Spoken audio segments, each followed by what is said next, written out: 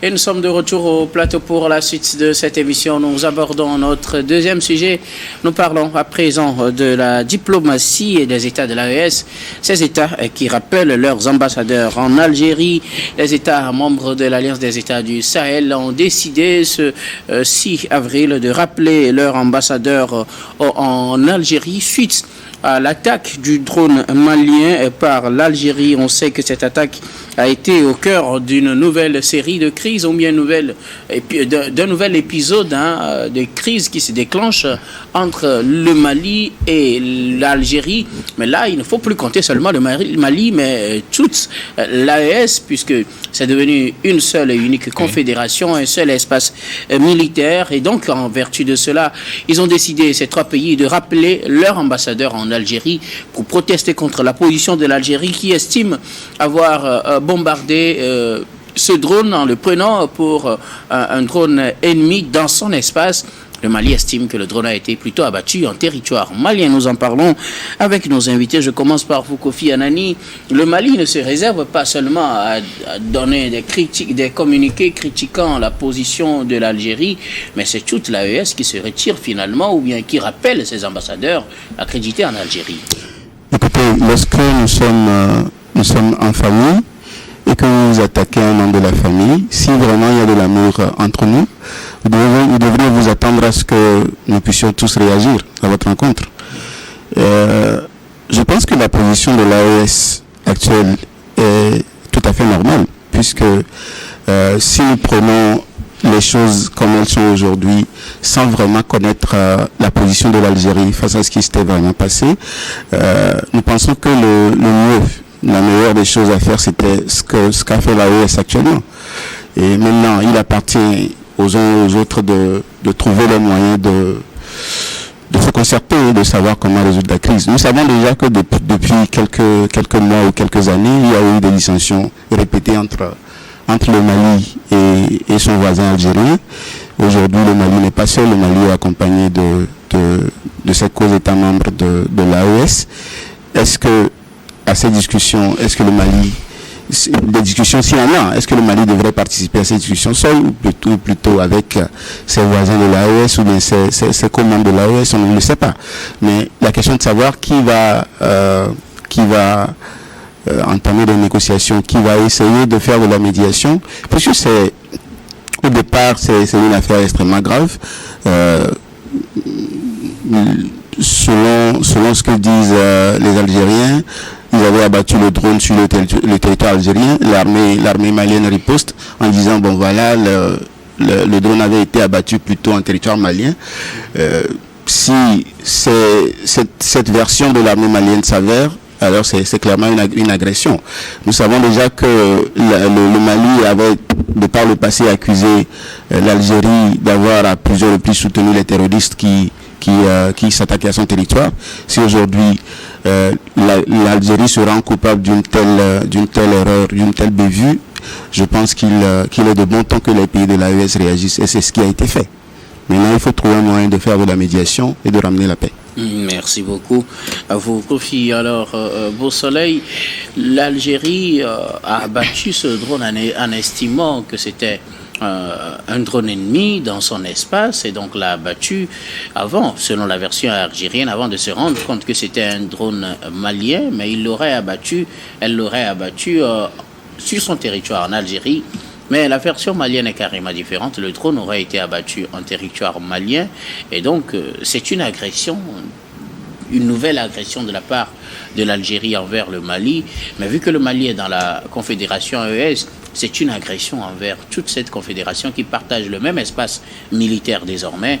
Donc les pays membres de cet espace ont décidé de retirer ou de rappeler leur ambassadeur accrédité en Algérie. Oui, si le Mali et le Niger et le Burkina Faso, qui font partie de l'AES, et décident de faire rappeler leur ambassadeur en Algérie, c'est pour protester contre cette situation. Donc, c'est une crise entre l'Algérie, une énième crise entre l'Algérie et le Mali. Et comme maintenant le Mali, le Burkina Faso et le Niger ont décidé de faire route ensemble dans la lutte contre le terrorisme. Je pense que il est de bon ton que quand le Mali est attaqué, entre guillemets, que les autres pays puissent être solidaires avec le Mali. Donc actuellement, les versions, on écoute les versions d'un pays à un autre. L'Algérie parle d'un drone qui a violé son espace aérien et il a abattu. Et si c'est vraiment dans son espace aérien qu'il a abattu le drone, je crois que le problème ne s'oppose pas.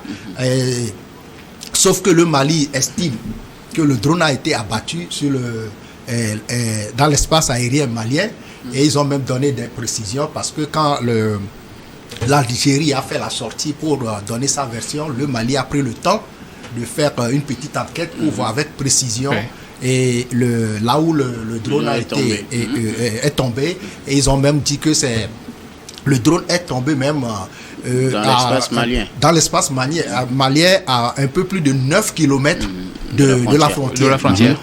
L'Algérie. Alors que l'Algérie estimait qu'il était entré dans leur espace à 2 km de la frontière. Mais si c'est rentré dans leur espace à 2 km de la frontière, quand on ajoute 2 km à 9 km et demi, ça veut dire que le drone a été abattu et au point où l'épave a été retrouvée selon les Maliens.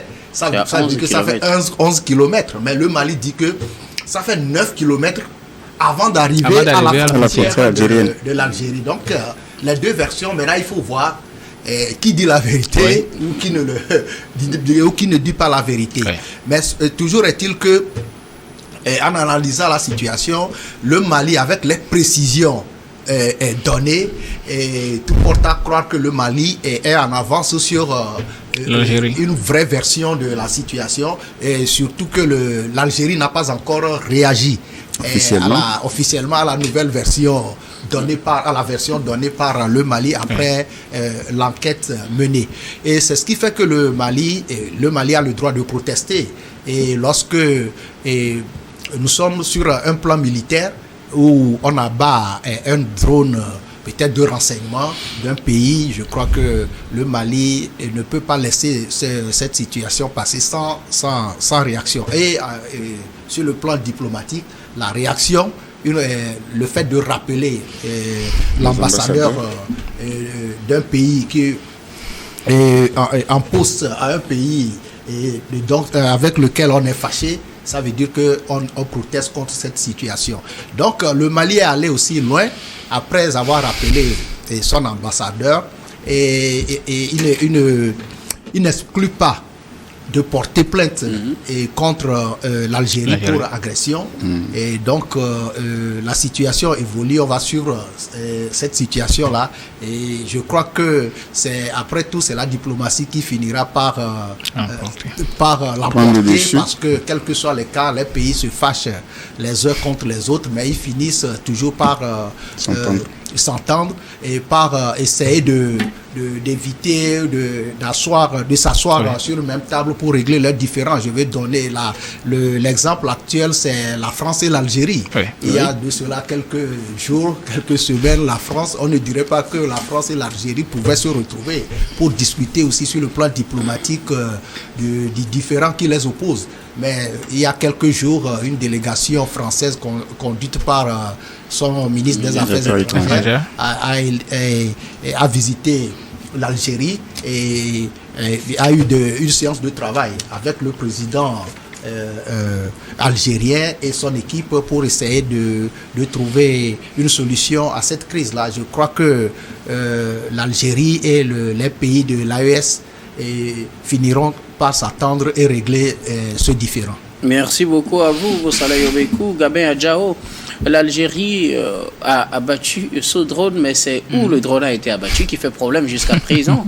Et le Mali a une version carrément différente de la version algérienne. Et le Mali étant dans l'AES avec le Burkina et le Niger, ces trois pays ont décidé de rappeler leur ambassadeur en Algérie. Oui, il ne pouvait en être autrement. C'est une confédération aujourd'hui, le Mali, le Burkina et le Niger. Et donc, ils devaient réagir conformément à ces dispositions dispositions-là qui avaient été prises lors de la formalisation de cette confédération. En plus, ils partagent pratiquement le même espace militaire aujourd'hui. Donc, du coup, si quelque chose arrive à l'un de ces pays-là, il va falloir que les autres pays réagissent aussi. Et je pense que c'est une manière à eux de protester contre cette situation et surtout de manifester leur comment on dit oui, bon, leur déférence par rapport à cette situation, comment ils se sont fâchés par rapport à cette situation-là. Donc, à un moment donné, je pense que aujourd'hui, c'est l'Algérie qui s'est embourbée dans du n'importe quoi. Moi, j'ai été ahuri depuis même la rupture de l'accord d'Alger par les dirigeants maliens en janvier 2024, si ma mémoire est bonne. C'est assez compliqué, les relations entre les deux pays. C'était devenu tumultueux et juste après en juillet il y a eu cette attaque là contre les femmes et puis les forces de Wagner et la situation s'est envenimée au jour le jour malgré le fait que bon le Mali avait, après avoir appelé son ambassadeur de l'époque, avait décidé quand même de nommer un nouvel ambassadeur auprès de l'Algérie qui a eu sa lettre d'accréditation et tout. On a eu à voir que bon, il y avait quand même un espoir, une lueur qui se profilait à l'horizon, mais bizarrement la situation s'est encore envenimée avec cette histoire d'abattre le drone malien. Je pense que c'est l'Algérie qui est dans une situation compliquée, qui est, on ne dit pas qu'un pays ment, mais qui est dans le faux, si on peut le dire ainsi, parce que les épaves de ce drone-là se sont retrouvées sur le territoire malien et honorable vient de le dire, à 9 km des frontières algériennes. Je ne suis pas sûr que on va abattre un drone dans l'espace aérien algérien et puis ça va propulser quand même les épaves à plus de 9 km des frontières. Donc, bizarrement, l'Algérie manque véritablement de précision par rapport à cette situation. Quand vous voyez le contexte dans lequel nous sommes actuellement, selon les investigations, on dit que bon, le drone était en repérage et ce drone-là n'était pas équipé en matériel d'armement pour pouvoir attaquer quoi que ce soit. Et en plus, il n'y avait pas une mission spéciale pour aller attaquer dans la zone d'Itinzoatine. Donc, sincèrement, je ne vois pas en quoi le drone malien représentait véritablement un danger pour l'Algérie. Est-ce que l'Algérie aurait pu savoir tout ça si c'était vraiment dans son espace, hein? Est-ce que si c'est dans son espace, l'Algérie aurait pu savoir si c'est armé ou pas, savoir s'il y a telle bombe ou il n'y a pas telle bombe? Ce n'était pas dans son espace. C'est pourquoi c'était dans son espace. Oui, donc moi je m'en tiens juste à cela, c'était pas dans son espace. Et le pire est que l'Algérie a juste fait une déclaration disant qu'ils ont abattu un drone malien sans pour autant donner des détails, sans donner un motif qui les a motivés véritablement à abattre ce drone-là. Jusqu'au jour d'aujourd'hui, personne ne sait véritablement ce qui les a motivés à abattre ce drone. Donc, ce qui fait que beaucoup de personnes disent que non, puisque l'Algérie est en train de protéger les Touaregs dans cette zone-là, elle fait tout pour ne pas que ces Touaregs soient exposés ou bien soient découverts par les forces de défense maliennes. Donc, c'est un peu compliqué cette situation dans laquelle s'est embourbé l'Algérie aujourd'hui. Donc, le Mali et ses pays frères, le Niger, le Burkina Faso, ont très bien fait quand même de rappeler leurs ambassadeurs, puisque il y a plus véritablement de connivence entre l'Algérie et puis l'AES. Et quand le Mali est attaqué jusqu'au jour d'aujourd'hui, le problème avec les Touaregs dans le Tizantaine n'est pas encore réglé. Et quand on sait très bien que il y a une Tizantine malienne et l'autre algérienne, mais les Touaregs se sont beaucoup plus réfugiés entre les deux, et puis ils font toujours leur basse besogne. Donc beaucoup de personnes disent que non, ce sont des gens qui sont à la solde de l'Algérie, et donc l'Algérie, pour faire asseoir son hégémonie, a besoin quand même que ces Touaregs-là continuent de déstabiliser le Mali pour pouvoir asseoir beaucoup plus son hégémonie. C'est ça même qui a permis à l'Algérie d'arriver à faire asseoir les deux parties autour d'une table pour jouer la médiatrice. Malheureusement, ça n'a pas abouti, même si, bon, on peut dire que ça a abouti un temps soit peu à court terme. Ça n'a pas véritablement, le but ultime n'a pas été atteint. Donc, la question de savoir quel a été le contrat en sourdine que l'Algérie aurait passé avec les Touaregs pour que bon cette situation-là prévale aujourd'hui. Quand on sait très bien qui est contrat. Oui, mais on ne fait pas ce genre de négociation pour ne rien tirer comme intérêt. Chaque pays fonctionne compte tenu de ses intérêts et donc l'Algérie ne gagne absolument rien aussi à protéger des Touaregs contre rien du tout. Donc pour sa sécurité, si l'Algérie aurait aimé qu'il y ait la paix au Mali pour sa propre sécurité, d'une certaine manière. Pour sa propre sécurité, l'Algérie aurait aimé qu'il y ait la paix au Mali. Mais est-ce que l'Algérie a véritablement œuvré pour qu'il y ait la paix au Mali, à part l'accord d'Alger? Parce qu'il ne suffit pas de faire signer des accords, il faut véritablement faire en sorte que cet accord-là soit exécuté. Mais depuis lors, même après l'attaque des FAMA par les Touaregs, est-ce que l'Algérie a véritablement réagi? Est-ce que l'Algérie a véritablement condamné les Touaregs par rapport à cette attaque-là? Donc aujourd'hui, tout concourt à donner raison à ceux-là qui disent que bon, véritablement, l'Algérie est en train de jouer un jeu trouble et en faveur des Touaregs. Merci beaucoup à vous, Gabin Adjao. Alors je reviens à vous, Kofi. Le Mali, comme le disait tout à l'heure Bosalay Obekou, ne s'est pas réservé seulement à critiquer cette attaque, ou bien, oui, cette attaque de son drone, ni à, par solidarité, rappeler son ambassadeur, de même que le Burkina et le Niger. Mais le pays annonce porter plainte contre l'Algérie. Un nouvel épisode dans le froid entre ces deux pays depuis plusieurs mois déjà, avec cette affaire de Touareg dans le nord Mali et de l'attaque des forces armées maliennes qui ont voulu reprendre le contrôle de la zone. On sait que le froid s'est installé entre les deux pays avec la dénonciation de l'accord d'Alger de 2015. Cela a ajouté un nouvel épisode à la crise. Un nouvel épisode naît avec cette affaire de drone.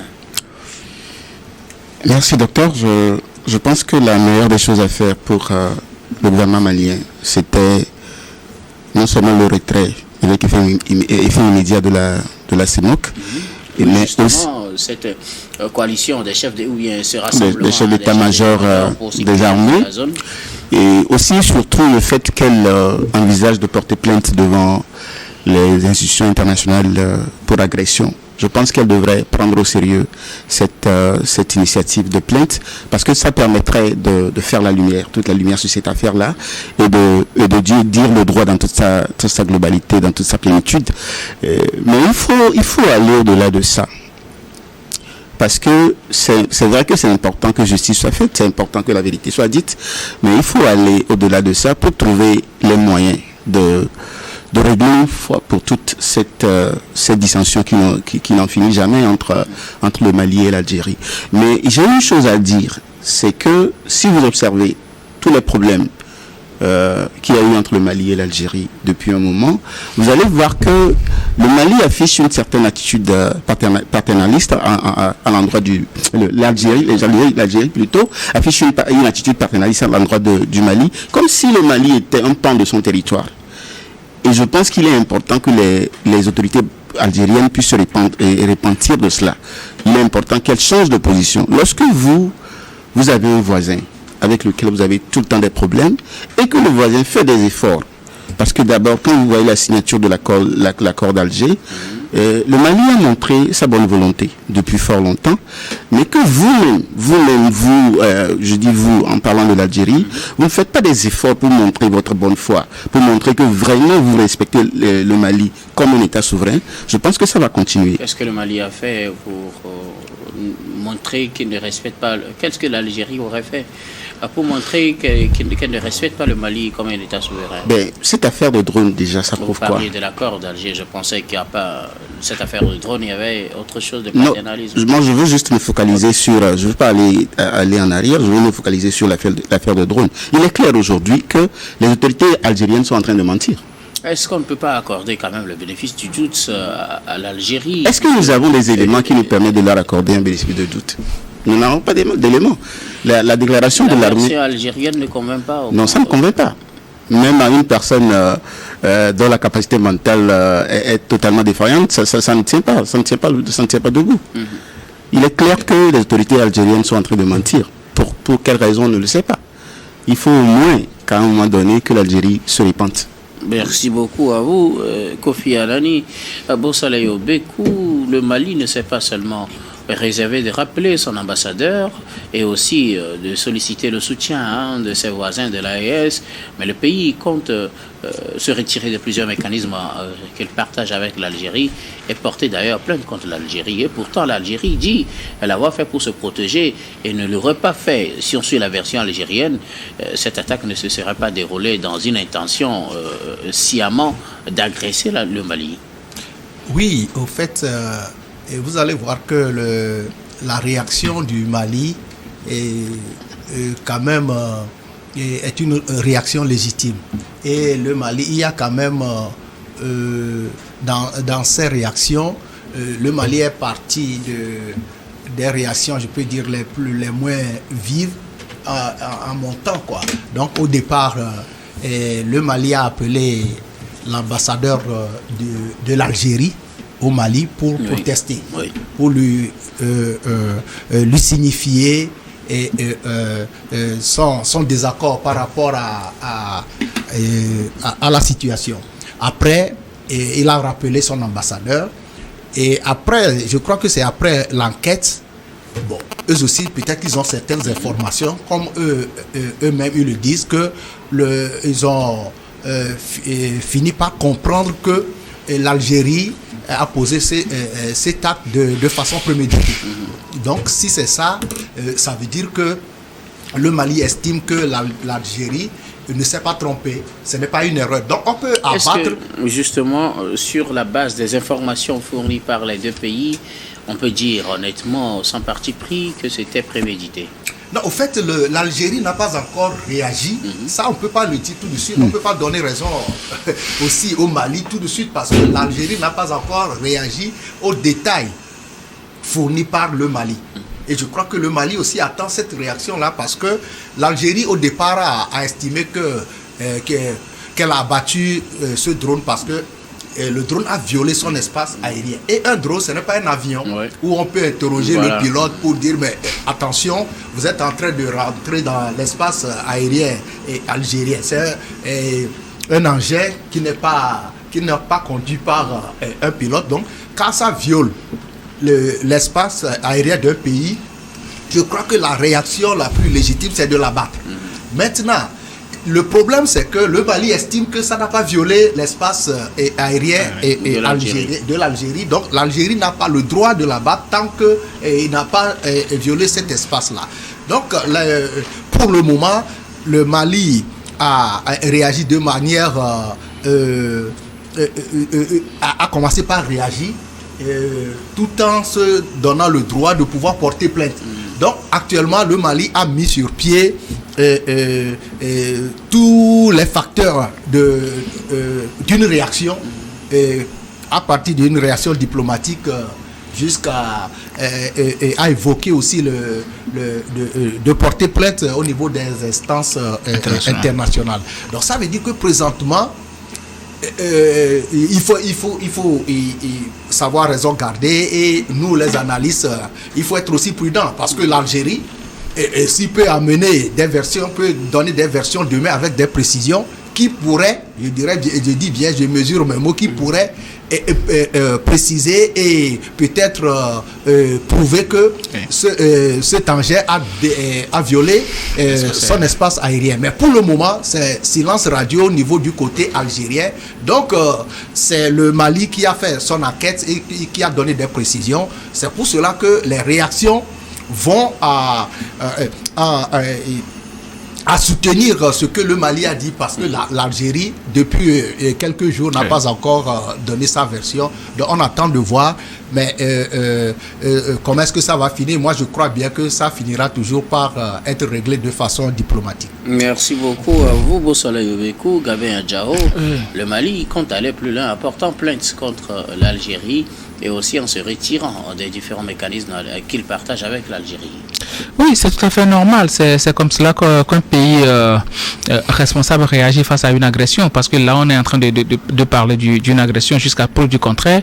Il s'agit d'une agression de la part de l'Algérie. Parce que moi, je suis sûr et certain que si l'Algérie véritablement avait abattu ce drone-là dans son espace aérien et que l'Algérie avait ces épaves-là, elle allait le brandir comme preuve. Mais jusque-là, vous aurez pu constater que les pays de l'AES, ils n'ont pas réagi tout de suite. Ils se sont donné assez de temps pour pouvoir mener les enquêtes, faire des investigations et puis se dire que véritablement ce tangent-là a été abattu quand même dans l'espace aérien malien. Donc du coup, c'était l'Algérie qui était quand même l'agresseur. C'est assez compliqué de partager quand même des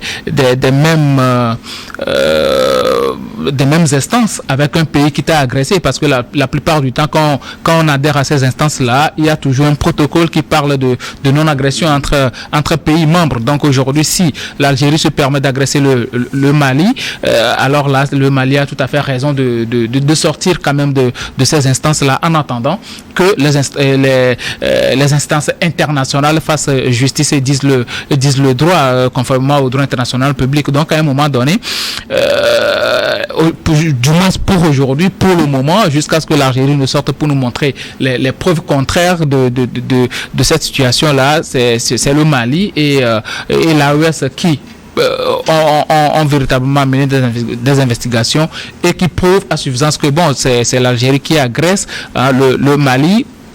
L'Algérie, quel est son intérêt? Moi, c'est là ma question, à qui profite le crime? Si réellement ce drone-là a été abattu dans l'espace aérien malien, alors là, ça pose problème par rapport à la prise de position de l'Algérie dans cette lutte antiterroriste qu'a engagé le Mali et tous les pays de l'AES. Donc, pour moi, avant d'aller à la réconciliation, il faut passer par la justice et on attend la justice des instances internationales. Vivement que le Mali porte plainte. Merci beaucoup à vous tous pour vos contributions. Nous allons marquer la pause pour le journal, puis on reviendra tout à l'heure pour la suite de cette émission.